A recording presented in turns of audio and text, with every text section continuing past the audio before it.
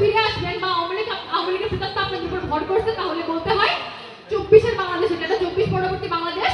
আমাদের ছাত্র জনতা থেকে শুরু করে সাধারণ জনগণ কেউ আপনাদের এসব মানবে না। আমরাও চাই যে লালমনিরহাট আলোকিত হোক, কিন্তু আমরা যখন দেখি সেই মাদক মুক্ত করতে গিয়ে তার আশেপাশের লোকজনরাই মাদকাসক্ত, কিংবা তারাই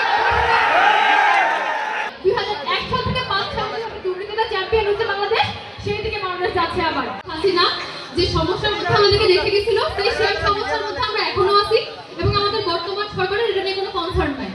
আমাদের রাস্তায় সমস্যা, আমাদের রাস্তা থেকে রেলের সমস্যা। এরপরে আমরা যখন রেলে করে বুড়িমারি যাব, বুড়িমারিতে গেতে বসে মানে পাথর উঠানো হচ্ছে, বালি উঠানো হচ্ছে, এবং আমাদের মিডিয়ার ভাইরা যখন এটা নিয়ে নিউজ কভারেজ করে, তখন দেখা যায় একটা বিশেষ দল তাদের উপর হামলা করে।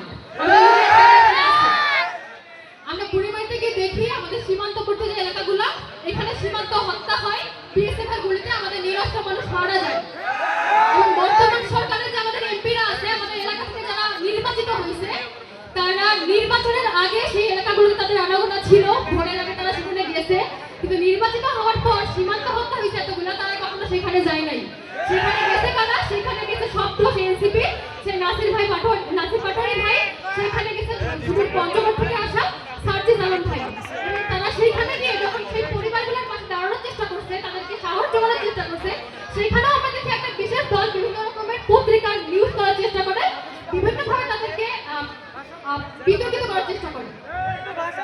আমরা দেখি যে আমাদের লালমনিরহাটে এখানে যখন বন্যা হয়, আমাদের লালমনিরহাট থেকে নির্বাচিত এমপি, আমাদের দুর্যোগ মন্ত্রী, তার দিক থেকে আমরা কোনো পদক্ষেপ পাই না।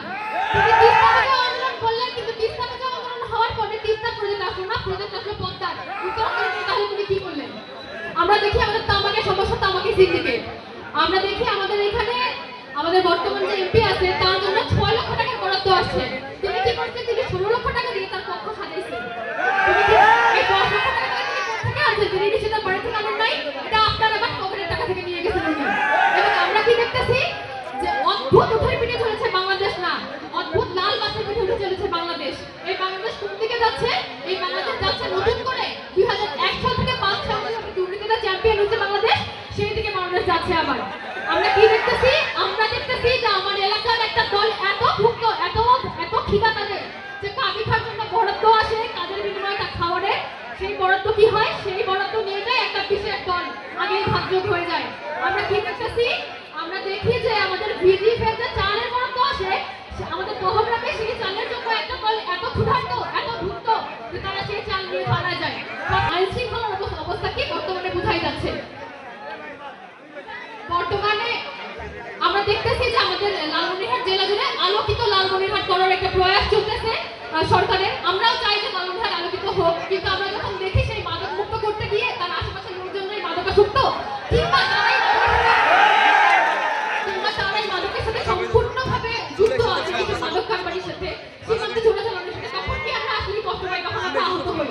বর্তমান সরকারকে বলতে চাই যে আপনারা যদি নতুন করে চিন্তা করেন যে আপনারা আওয়ামী লীগের রূপে ফিরে আসবেন বা আওয়ামী লীগের প্রেতাত্মা আপনাদের উপর ভর করছে, তাহলে বলতে হয় 24-এর বাংলাদেশ, এটা 24 পরবর্তী বাংলাদেশ।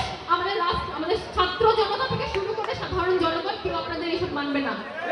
এর আগে হাসিনা দিল্লিতে পালানোর সুযোগ পাইছিল, এখন দিল্লিতেও আন্দোলন চলে। আপনারা কোথায় যাবেন? জায়গা ঠিক করেন।